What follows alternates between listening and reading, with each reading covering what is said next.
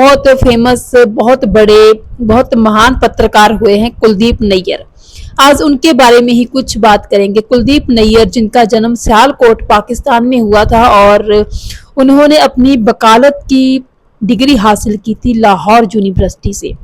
वो पेशे से एक वकील बनना चाहते थे और अपने होम टाउन सियालकोट में ही वो वकील के तौर पर खुद को रजिस्टर्ड भी होना देखना चाहते थे होते।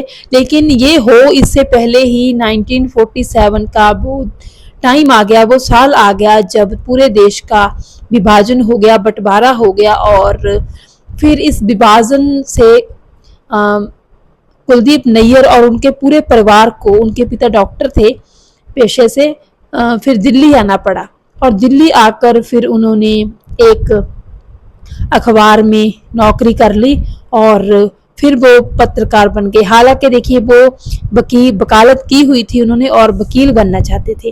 तो अपने उस अनुभव के बारे में बताते हुए कुलदीप नैयर कहते हैं कि वो दिल से चाहते थे कि वो एक वकील बने और अपनी पूरी ज़िंदगी, अपनी तमाम ज़िंदगी वो पाकिस्तान में गुजारना चाहते थे, क्योंकि पाकिस्तान के कायदे आज़म और सरपरस्त मोहम्मद अली जिन्ना ने कुछ टाइम पहले, जब पाकिस्तान बनने की बात शुरू हुई थी, जब ये बातें हो रही थी कि अब बंटवारा तो हो जाएगा, भारत और पाकिस्तान बन जाएंगे, पाकिस्तान अलग मुल्क बन जाएगा, लेकिन तब ये नहीं हुआ था कि कैसे लोगों को अपना पूरा ठिकाना, अपना पूरा घर बार छोड़कर दूसरी जगह जाना पड़ेगा।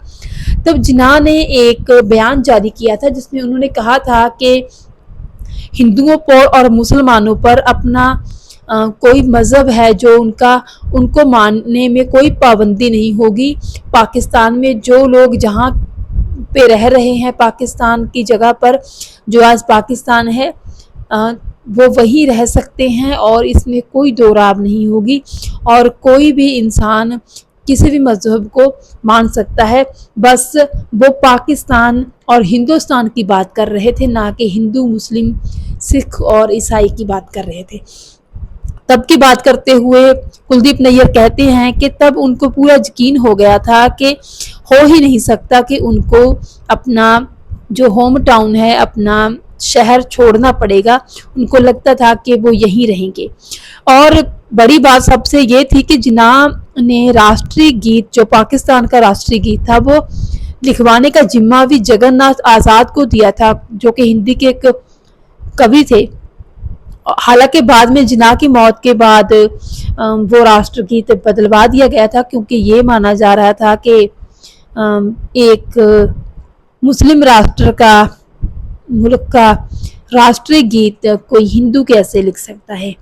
तो इस तरह ये सारी बातें कुलदीप नैयर जी ने बताई थी और उन्होंने बहुत दुख भी व्यक्त किया था कि वो नहीं चाहते थे पाकिस्तान छोड़ना, वो पाकिस्तान में ही रहना चाहते थे, वो अपनी तमाम ज़िंदगी पाकिस्तान में ही गुजारना चाहते थे। तो देखिए कहीं ना कहीं आम इंसान से लेकर बड़े पत्रकार, वकील, वो भी अपनी होम टाउन से, अपनी जन्मभूमि से, अपनी मातृभूमि से इतना जुड़े हुए थे कि उनको भी अंदाज़ा नहीं था कि बंटवारा इस कदर होगा कि पूरे का पूरा आशियाना उनको छोड़ के अपना दूसरी जगह पे पनाह ढूंढनी पड़ेगी।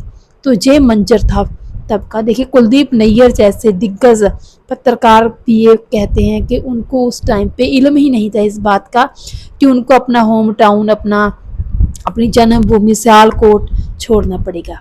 तो ये बातें हैं, चंद किस्से जो पता लगती हैं हमें कहीं ना कहीं से उस टाइम की, जो हम आपके साथ शेयर करते हैं। उम्मीद है कि आपको ये बातें, ये किस्से पसंद आते होंगे। धन्यवाद सुनने के लिए।